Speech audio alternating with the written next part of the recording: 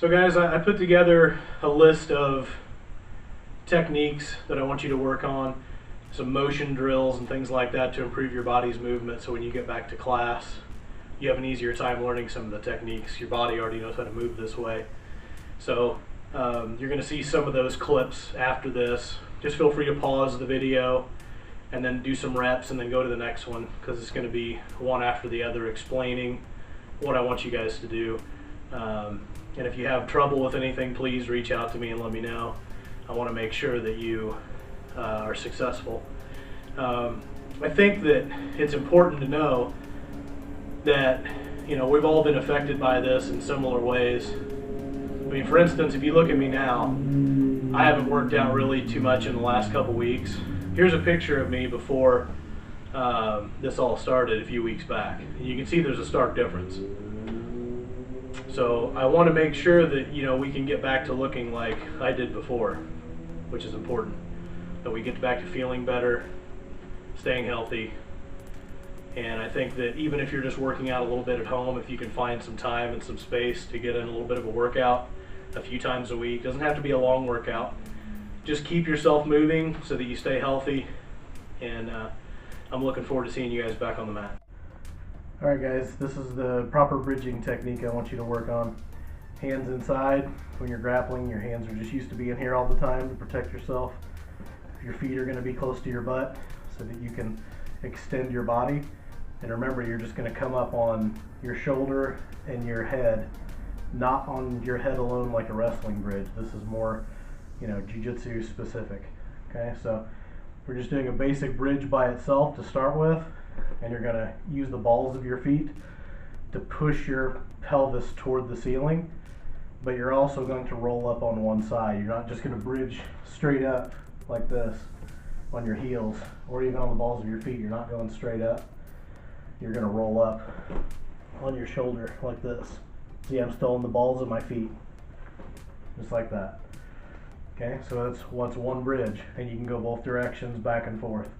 Now, I've got a couple of other variations on this to make it a little bit more difficult and to teach you some other body movements that are important. So we're going to bridge again, but this time at the top of my bridge, I'm going to drop my downward facing leg through and then come into turtle position. Up, bottom facing leg slides under, then brings us into our turtle position.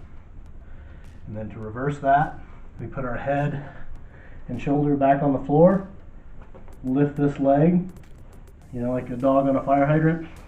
We'll slide this through, and I'm right back in my bridging position again. Okay?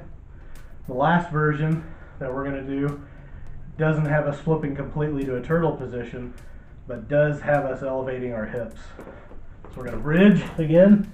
I'm going to bring this leg all the way through and pike up. Then come right back down to this position.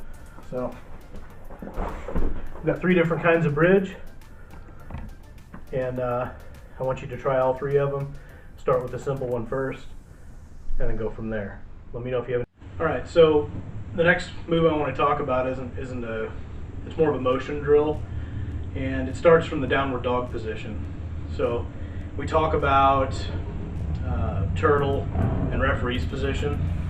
Turtle being down here, referee's wrestling position being here, and then downward dog being here, which is more of a yoga pose. But in this position, we can still do the same sit-out motion, and it's a good drill, and it's a pretty good workout. So what we're going to do is we're going to lift our hand. We're going to start off just by balancing in this position.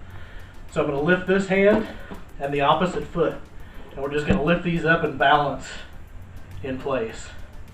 Try to keep your toes and your hand pointed forward, and go for like 10 seconds or so, and then switch back to the other side. Okay? And you may notice that one side is easier to do than the other, but you can get an instant sweat going just by doing that for, you know, half a minute or a minute, and then taking a break. You can do it as an interval workout, 20 seconds on, 10 seconds off. So we're going to go back into that position, and then we're going to throw in, other than balancing on one side or the other, we're going to pop up and then do a sit out. Okay, so I'm in my referee's position, downward dog, yoga position, leg through here. If you want to make it harder, you can hover your leg like this, hand up, just kind of floating. Come back through to here, and do the other side. You can float that leg if you want. Back through. Okay. So I've been working on a few things that we can try at home to try to improve our jiu-jitsu, and my friend John Perrine showed a video clip. He was practicing rear naked chokes. So in another video we showed practicing Kimuras using a stick or a mop handle or whatever we had in the house. Now we've got foam rollers here of different sizes. This is actually basically a piece of PVC pipe. I don't know why you would have a short length of PVC pipe in your house, but I have one. Don't ask why. So for our rear naked choke practice, we're going to have this in front of us, and our first hand is going to come around the person's neck. Now I want this to be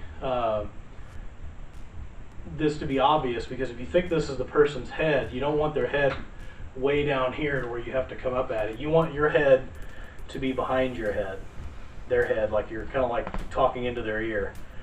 And your hand's going to come up and catch here, and you're going to try to put your hand underneath your own jawline.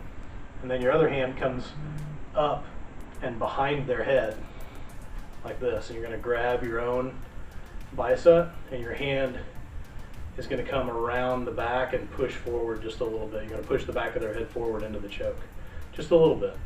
Okay, and then to practice the choke, once you get your hands in place, you're going to shrug your shoulders back.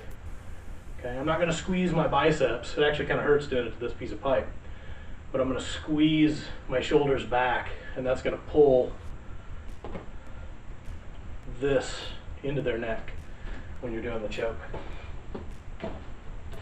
Trying to escape from me. So we can use this if you're a bigger guy or you've got longer arms. You can use a larger foam roller. If you got a really big, like a long couch pillow or something like that, that would work as well. So you're going to put your head up against it like this is their head. Come around. Your arm is going to go over your hand and then behind their head. You're going to tuck, and then you're going to squeeze your shoulders back. Squeeze your shoulders back. Okay. And you try that over and over again, and all you're doing is improving your form.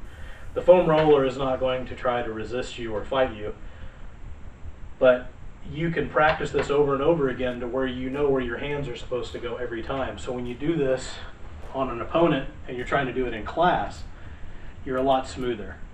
Okay? Little things like this. You can do this while you're watching TV, while you're watching, whatever your favorite show is. You're sitting back, drinking a pina colada, watching Tiger King with no pants on. Whatever floats your boat. Anyway, whatever you do in your personal time, I also want you to practice choking people. Let's give it a try.